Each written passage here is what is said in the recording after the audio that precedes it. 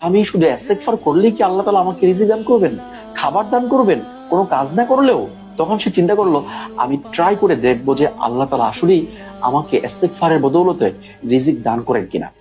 সে try করার জন্য, পরীক্ষা করার জন্য সে একবার চলে গেল একটা জঙ্গলে সকালবেলা।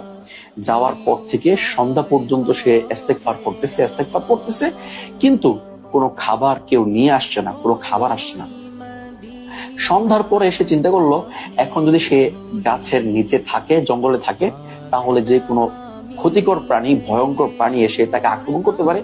এজন্য সে গাছের উপরে গিয়ে অবস্থান নিল। রাত্রে সে এখানে অবস্থান করবে, দেখবে যে কেউ তার জন্য খাবার নিয়ে আসে কিনা।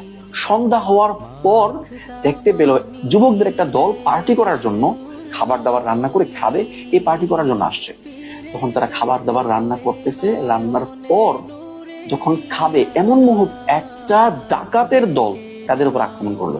তখন ডাকাতের দল দেখে তারা সবাই পলায়ন করলো। ডাকাত দেখলো যে কিরে, এখানে কোনো মানুষ নাই, কিচ্ছু নাই, কিন্তু খাবার রেখে গেল। তার মানে হচ্ছে খাবারগুলোর মধ্যে বিষ মিশিয়ে আমাদেরকে মারার জন্য হয়তোবা তার কেউ রেখে গেছে। তো কেউ হয়তো আশপাশে আছে, এটা খোঁজার জন্য তারা আশপাশে তল্লাশি করা শুরু করলো। দেখতে পেল গাছের উপরে একজন লোক বসে আছে। তখন ডাকাত দল চিন্তা করলো যে সেই হয়তো এখানে বিষ মিশিয়ে অপেক্ষা করছে আমাদের মৃত্যু সে দেখবে।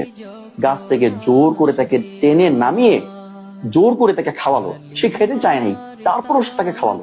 তো সে খাওয়ার পরে ডাকাত দল যারা ছিল সবাই খাবারটা খেলো।